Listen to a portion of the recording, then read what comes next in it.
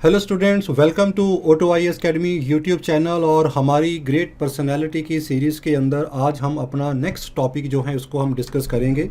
और आज की इस सीरीज़ के अंदर जो मैंने आपके लिए टॉपिक लिया है, इसके अंदर आज हम स्टडी करेंगे वो इम्पॉर्टेंट फॉरेन ट्रैवलर जो मुग़ल एम्पायर के टाइम के ऊपर डिफरेंट ईयर और टाइम पे इंडिया में आए और डिफरेंट मुग़ल किंग के टाइम पे उनकी कोर्ट में रहे और उनके द्वारा बहुत सारे ट्रैवलॉग और वर्क लिखे गए, जिनके मीडियम से हमें मुग़ल हिस्ट्री के बारे में एक बहुत ही डिटेल इन्फॉर्मेशन और उस समय का जो इंडिया था उसकी सोशल और इकोनॉमिक एंड अनदर कंडीशंस को समझने का एक बहुत अच्छा मीडियम जो है हमें यहाँ पे मिलता है। स्टूडेंट, ये जो टॉपिक है it is a very important from civil service perspective, चाहे हम स्टेट सिविल सर्विस की बात करें या यूपीएससी की बात करें। अक्सर हिस्ट्री पर्सपेक्टिव से कोई ना कोई क्वेश्चन जो हैं वो इन फॉरेन ट्रैवलर के ऊपर पूछ लिया जाता है। तो आज हम इन्हीं में से कुछ इंपॉर्टेंट ट्रैवलर हैं जिनके बारे में आज हम बात करेंगे। सबसे पहले जो आज हम ट्रैवलर के बारे में बात करेंगे, इनका नाम है एंटोनियो मॉसिरेट। एंटोनियो मॉसिरेट जो थे ये एक पुर्तगीज़ ओरिजिन के एक प्रीस्ट थे जो इंडिया में फादर रिडोल्फ एक्वाविवा और फादर फ्रांसिस्को एनरिक्स के साथ जो थे ये इंडिया में उस समय आए थे। And they have visited for the purpose of Christianity in the court of emperor Akbar eight that time. और इसके द्वारा इन्होंने उस समय जो भी उस समय का जो रिकॉर्ड था पॉलिटिकल एंड अनदर इवेंट, उसके बारे में हम एक ब्रीफ डिस्क्रिप्शन यहाँ पे मिलता है। जो फादर मॉन्सिरेट रहे थे, he was the tutor of the Murad, जो कि जो किंग अकबर थे, इनके जो सेकंड बेटे थे, तो इनके एज ए ट्यूटर भी रहे हैं। और मुराद बाद में because of his drinking habit इनकी जो थी डेथ हो गई थी। And another important son of the और Akbar was the Jahangir, that you know. इसके बाद हमारे पास जो दूसरे ट्रैवलर आते हैं, इनका नाम है फ्रांसिस बर्नियर। फ्रांसिस बर्नियर जो थे ये एक फ्रेंच फिजिशियन थे, एक ट्रैवलर थे जो इंडिया में तकरीबन 12 साल तक इंडिया में रहे हैं और अप्रॉक्सीमेटली 1658 टू 1670 तक रहे हैं। और अगर आप इस पीरियड को देखेंगे तो this period is anonymous with the reign of Aurangzeb. और इनके द्वारा एक वर्क लिखा गया था, इस वर्क का नाम था travels in the Mughal empire, ये वर्क लिखा गया था। और इस वर्क में इन्होंने उस समय जो दारा शेखों और औरंगजेब के बीच में जो वार ऑफ सक्सेशन चल रही थी और किस तरह से दारा शेखों जो हारते हैं और किस तरह से औरंगजेब का राइज होता है, उस वर्क को बड़ा डिटेल में इन्होंने डिस्क्राइब किया है। लेटर ऑन जो फ्रांसिस बर्नियर थे, he became the medical doctor also at the Aurangzeb court में इन्होंने रहा था, जिससे कि इन्हें इंडियन मेडिसिन का भी एक बस जो था फर्स्ट हैंड एक्सपीरियंस इनको मिला। ही was also the part of the inspection tour of the Aurangzeb जो जिन्होंने 1664-65 में लिए थे। और बर्नियर जो थे बिकॉज ऑफ दिस, ये क्योंकि इस टूर का पार्ट थे बीइंग ए फिजिशियन, तो इनके द्वारा जो था ये पहले उस समय के हमारे जो यूरोपियन थे जिन्होंने कश्मीर को उस समय और कश्मीर की ब्यूटी को और कश्मीर के बारे में यहाँ पे लिखा था। और ये हमारे पहले, इसके बाद बहुत लेटर ऑन बाकी यूरोपियन के द्वारा कश्मीर के ऊपर लिखा गया था। इसके बाद हमारे पास तीसरे आते हैं जीन बैप्टिस्ट टेवर्नियर। ये भी एक फ्रेंच ट्रैवलर थे, फ्रांस से आए थे और ये जेम मर्चेंट थे। ये जेम्स और उसमें वो काम करते थे, बहुत जाने माने मर्चेंट थे। साथ में ये घूमने फिरने का, ट्रैवलिंग का भी इनको बहुत शौक था। और इन्होंने एम्परर शाहजहां, उस समय जो हमारे मुग़ल किंग थे, उनकी कोर्ट में विज़िट किया था। और इनकी कोर्ट उस टाइम पे जो डायमंड माइन हुआ करती थी, जो नीचे यहाँ पे गोलकुंडा का जो एरिया था, तो जो डायमंड माइंस थी वहाँ पे इन्होंने विज़िट किया था। टेवर्नियर की एक बहुत बेस्ट डिस्कवरी है जो इन्होंने 1666 में ये डिस्कवरी की थी, जिसके अंदर इन्होंने एक 116 कैरेट टेवर्नियर ब्लू डायमंड कहते हैं इसको, जिसको इन्होंने चाहे डिस्कवर किया जाए उस समय से उन्होंने परचेज़ किया था। तो ये एक इनका मेजर कंट्रीब्यूशन यहाँ पे देखा जाता है। इसके साथ साथ इनके द्वारा एक वर्क भी लिखा गया था, 6 वो वेजेस, और इसको आगे जाके बहुत सारी लैंग्वेज में ट्रांसलेट भी किया गया, जैसे कि जर्मन में ट्रांसलेट किया गया, डच में किया गया, इटालियन में किया गया और इंग्लिश में भी इसको ट्रांसलेट जो था यहाँ पे किया गया। It's one of the very biggest source of the history of India at that time. इसके साथ हमारे पास जो नेक्स्ट आते हैं इनका नाम है पीटर मंडी। पीटर मंडी जो थे ये एक ब्रिटिश ट्रेडर थे और ट्रैवलिंग और राइटर दो भी थे साथ साथ में। और ये 1628 में सूरत में उस समय वहाँ इंग्लैंड से सूरत आए थे।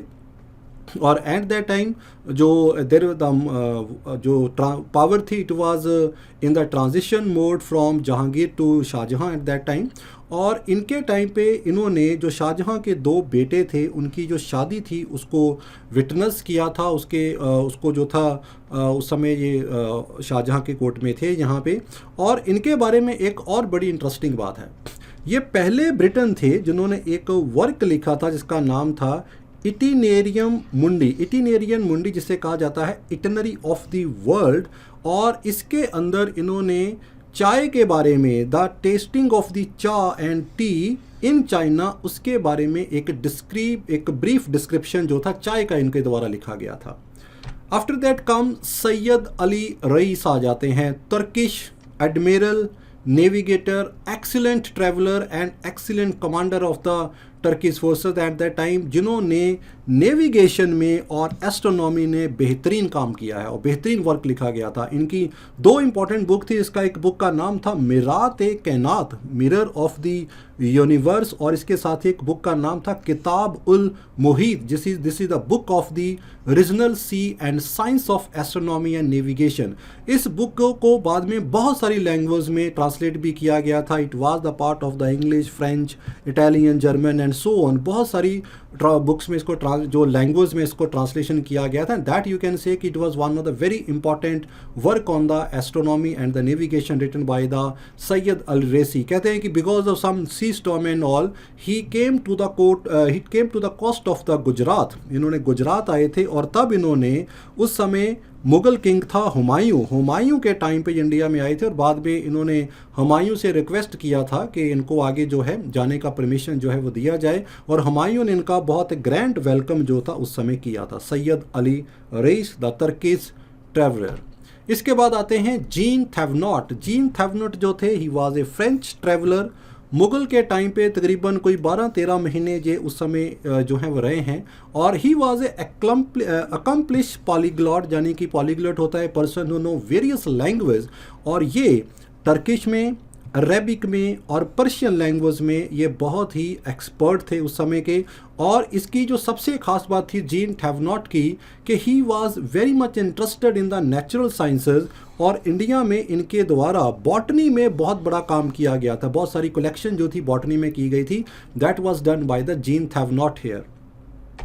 इसके बाद आते हैं sir William Hawkins. William Hawkins जो कि ब्रिटिश इंडिया कंपनी का जो पहला शिप जिसका नाम होता है हेक्टर, उसके कमांडर होते हैं। And he came to the India for the purpose of the trade. Surat में आते हैं 1608 के चलते, but because of Portuguese pressure he was not able to have trade in Surat. Then he went to Agra. तब ये आगरा जाते हैं एम्पियर जहांगीर से परमिशन लेने के लिए ताकि वो एक फैक्ट्री ओपन कर सकें ट्रेड पर्पज़ के लिए।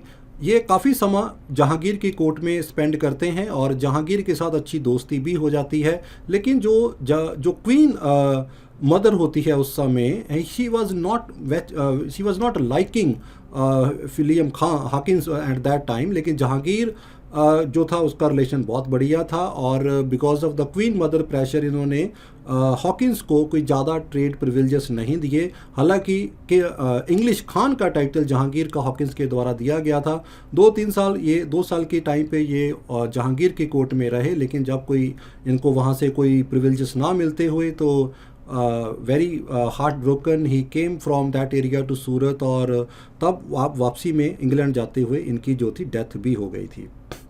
इसके बाद Thomas Roy, one of the most distinguish English British East India company के रिप्रेजेंटेटिव, और किंग्स जेम्स जो समय इंग्लैंड के किंग्स थे, उनका एक रॉयल ऑर्डर लेके आगरा की कोर्ट में आते हैं, जहांगीर की कोर्ट में आते हैं।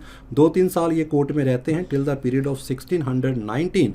And he also become a very favourite of Jahangir, क्योंकि सर थॉमस रॉय मेडिसिन का नॉलेज भी रखते थे, और बीइंग ए मेडिकल एक्सपर्ट इन्होंने जो इस समय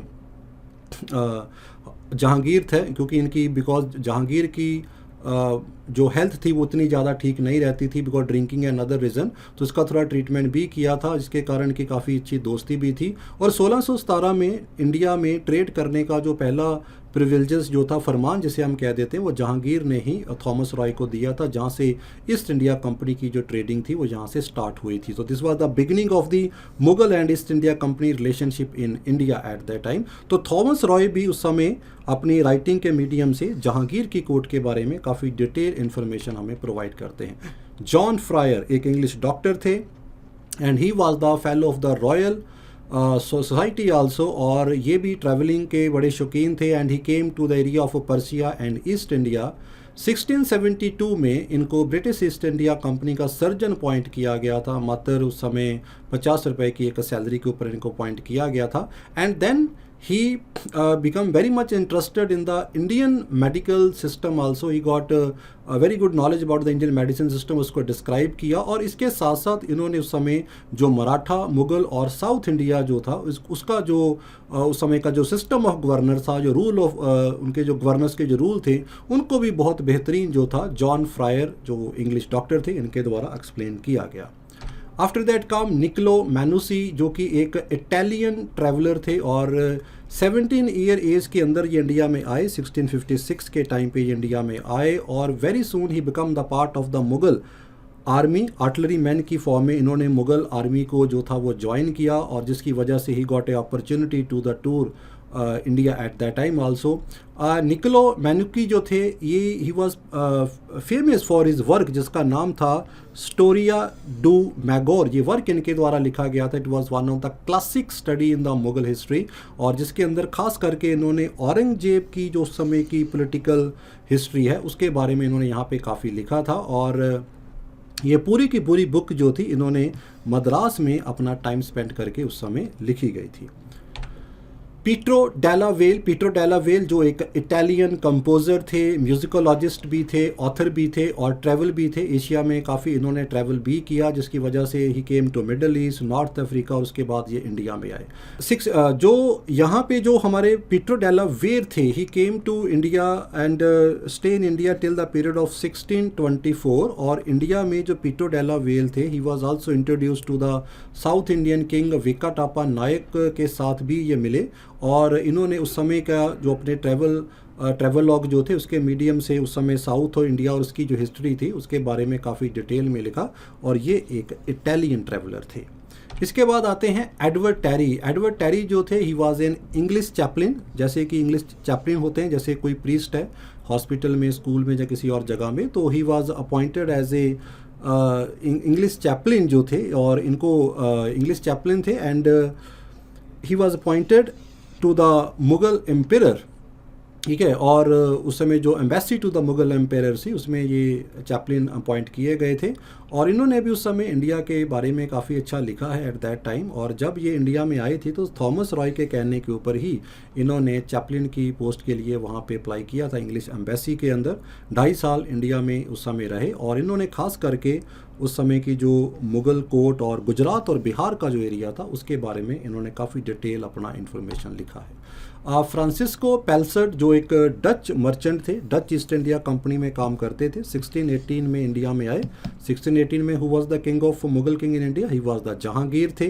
तो जहांगीर के टाइम पे आप यहाँ पे ये आए थे, और इनके अंदर हमने यहाँ पे एज ए इन्होंने जूनियर मर्चेंट अपना यहाँ पे कैरियर जो था स्पेंड किया था। 7 साल इन्होंने आगरा में स्पेंड किए। तो ज़्यादातर तो मर्चेंट थे, लेकिन लॉन्ग विद ए मर्चेंट इन्होंने भी काफ़ी अच्छी डिटेल इन्फॉर्मेशन जो उस समय मुगल कोर्ट के बारे में लिखी है। So student, this was the topic for the today, जिसके अंदर हमने कुछ इंपॉर्टेंट ट्रैवलर जो हैं वो जिनको हमने डिस्कस किया है। आई होप कि ये एक ब्रीफ इन्फॉर्मेशन जो है जो ट्रैवलॉग से रिलेटेड है, ये आपको हिस्ट्री के कुछ टॉपिक कवर करने में आपको बहुत हेल्प करेगी, क्योंकि ऐसे क्वेश्चन अक्सर एग्जाम में पूछ लिए जाते हैं।